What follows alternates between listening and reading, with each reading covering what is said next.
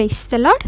ఈరోజు దేవుని వాగ్దానము, తన ఎడల యథార్థ హృదయము గలవారిని బలపరచుటకై యెహోవా కనుదృష్టి లోకమందు అంతటా సంచారము చేయుచున్నది. 2వ దినవృత్తాంతముల గ్రంథము 16వ అధ్యాయము 9వ వచనము. ప్రియ సహోదరి సహోదరులారా, ఎవరైతే వారికి ఎదురైనటువంటి కష్ట నష్టముల సమయంలో పరిపూర్ణముగా దేవుని వైపు తిరుగుతారో, యథార్థ హృదయము కలిగి ఆయనను ఎవరైతే ఆశ్రయిస్తారో, ఆయన కనుదృష్టి అంతా లోకమంతటా కూడా సంచారము చేస్తూ తనను ఆశ్రయించిన ప్రజలకు బలమును అనుగ్రహించే దేవుడై ఉన్నాడండి. అంతేకాకుండా ఎవరైతే దేవుని వైపు తిరగరో, ఆయనను ఆశ్రయించరో, వారికి వారి యొక్క జీవితంలో కష్టంలో తప్పవు. ప్రియులారా, యథార్థముగా దేవుని దృష్టికి అనుకూలముగా నడుచుకున్నవాడు యూదా రాజు అయినటువంటి ఆస.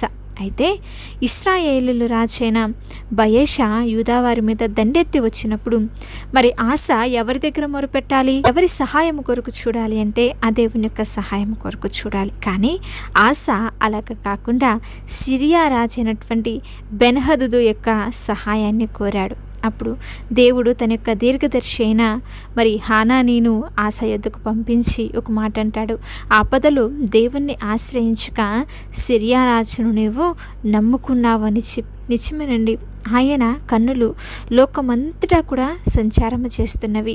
ఆయన భూమి అంతటిని కూడా చూస్తూ ఆయనకు ఎవరైతే విధేయత చూపుతారో వారందరి ఎడల తన యొక్క ఉన్నతమైన కార్యములు జరిగిస్తాడు.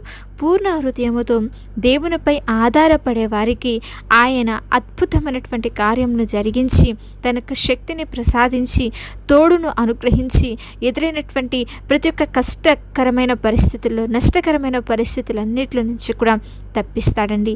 ఆశారాజు దేవునిపై కాకుండా మనుషులపై ఆధారపడితే ఏ విధంగా తన జీవితంలో కష్టాలు, యుద్ధాలు తప్పలేదు, అలాగే మన జీవితాలలో మనము కూడా దేవుని మీద కాకుండా మనుషుల మీద కనుక ఆధారపడితే మన జీవితాల్లో ఎదురైనటువంటి కష్టాల నుండి, నష్టముల నుండి మనము విడుదల పొందుకోలేమండి. కనుక మనమందరము దేవుని యందు నమ్మిక ఉంచాలి. ఆయనే మనలను బలపరిచేదని, ఆయనే మనలను తప్పించేది అని, ఆయన కనులకు మరుగైనదంటూ ఏదీ కూడా లేదని ఆయన యందు విశ్వాసం ఉంచాలి. మరి హిజ్కియా రాజుకు మరణకరమైనటువంటి రోగం వచ్చినప్పుడు యెహోవా యథార్థ హృదయుడనై సత్యముతో నేను ఎట్లు నడుచుకుంటునో కృపతో ఒక్కసారి జ్ఞాపకము చేసుకోమని చెప్పి హిజ్కియా కన్నీళ్లు విడిచుచు ఆయన ప్రార్థించినప్పుడు మరి దేవుడు అతని మొరను ఆలకించలేదా? మరి హిజ్కియా తనకు శ్రమ సంభవించినప్పుడు తన వ్యాధిలో, బాధల్లో దేవుణ్ణి ఆశ్రయించాడు. కాబట్టే దేవాతి దేవుడు హిజ్కియాను దర్శించి 15 సంవత్సరముల ఆయుష్ను అనుగ్రహించాడండి. మరి ఈరోజు మనము ఎవరిని ఆశ్రయిస్తున్నాము? మన వ్యాధులలో, బాధలలో, కష్టములలో, ఎదురైనటువంటి శోధనలలో హిజ్కియా వలె దేవుణ్ణి ఆశ్రయించే వారంగా ఉంటున్నామా, లేకపోతే మనుషుల మీద ఆధారపడుతున్నామా? యథార్థవంతులనంట ఆయన బలపరుస్తాడంట. యథార్థవంతులు ఆయన యొక్క ముఖదర్శనము చేస్తారని కీర్తనలో 11వ కీర్తన 7వ వచనంలో చెప్తుంది కదా. ఇది ఎలాగ సాధ్యము? ఒకసారి ఆయనే అంటాడు కదా, నీవు నా ముఖమును చూడజాలవు, ఎన్నడును ఏ నరుడును నన్ను చూచి బ్రతకడు అని చెప్పి నిర్గమాకాండము 33వ అధ్యాయము 20వ వచనంలో సజీవుడైన ఆ దేవుడే మోషేతో అంటున్నాడు కదా.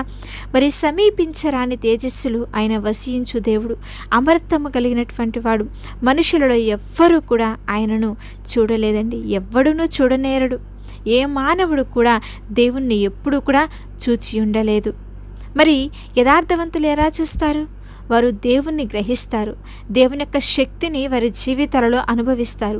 హృదయ శుద్ధి గలవారు ధన్యులు, వారు దేవుణ్ణి చూస్తారని మత్తయి శుభవార్త 5:8 చెబుతున్న విధముగా మనము కూడా ఆయన సన్నిధికి సమీపించి దేవుని సన్నిధిలో ప్రార్థించుట వలన మనము కూడా యథార్థవంతులముగా మార్చబడి దేవుని యొక్క ముఖదర్శనమును చేస్తామండి. అందుకే దావీదంటున్నాడు, నేనైతే నీతి గలవాడనై నీ ముఖదర్శనము చేసేదను, నేను మేల్కొనున్నప్పుడు నీ స్వరూప దర్శనముతో నా ఆశను తీర్చుకొందును అని కీర్తనలు 17వ కీర్తన 15వ వచనంలో చెప్తున్నాడు. మరి నీవు ఆయన యొక్క ముఖదర్శనమును చేస్తున్నావా? యథార్థంగా ప్రవర్తించే వారికి ఆయన ఏ మేలు కూడా చేయక మానడు. యథార్థవంతుడైనటువంటి యోబును ఆశీర్వదించాడు. కనుక మనము కూడా యథార్థవంతులముగా జీవిస్తూ ప్రార్థన చేస్తూ దేవుని సన్నిధిలో ఎదిగితే ఆయనే మనకు తోడు నీడగా ఉండి మన జీవితంలో మేలులను అనుగ్రహించి ప్రతి ఒక్క బంధకములన్నిటిలో నుంచి కూడా విడుదల దయచేసి తన కృపతో నింపి నడిపించడానికి సిద్ధంగా ఉన్నాడు కనుక మనము కూడా అటు రీతిగా బ్రతుకుతూ దేవుని యొక్క మేలులను పొందుకుందామా. చిన్న ప్రార్థన. ప్రేమామయుడా, కృపగలిగిన మా తండ్రి, సర్వశక్తిమంతుడా, అతి శ్రేష్ఠుడా, గనుడా, ఆశ్చర్య కార్యములను జరిగించుచున్న మా గొప్ప దేవ, గర్భవాసినైనది మొదలుకొని ఈ జీవితము మీరు మాకు ఇచ్చినదే తండ్రి. మా జీవితంలో కలిగి ఉన్నవన్నీ కూడా నీ యొక్క కృప వలనే దేవా. అందును బట్టి నీ నామమునకే స్తోత్రములు చెల్లించుచున్నాము నా దేవా. మా ఎడల మీరు జరిగించుచున్న మేలులను బట్టి నీ నామమునకే సమస్తమైన మహిమ చెల్లించుచున్నాం. నీ సన్నిధిలో మేము సంపూర్ణ భయము కలిగి విధేయత కలిగి యథార్థ హృదయముతో నడుచుకున్నట్లు నీ కృపను మాకు అనుగ్రహించండి. చెడుతనమును విసర్జించి దేవా, నీ యొక్క కనుదృష్టి లోకమంతటా కూడా సంచారము చేస్తుందని భయము కలిగి మాలో ఉన్న ప్రతి ఒక్క చెడుతనమును కూడా విడిచిపెట్టేసి నీ సన్నిధిలో యోగ్యకరమైన జీవితాన్ని జీవించే ధన్యతను మా అందరికీ ఇవ్వమని ప్రార్థించుచున్నాము దేవా. నీ వాక్యము ద్వారా ధైర్యపరచండి, కృప చూపించండి. ప్రతి ఒక్క క్రియలన్నింటినీ కూడా ఎదిరించే శక్తిని బలమును మాకు అనుగ్రహించి నీ ఎదుట ప్రార్థించే బిడ్డలుగా మమ్మల్ని మార్చమని వేడుకొనుచున్నాము దేవా.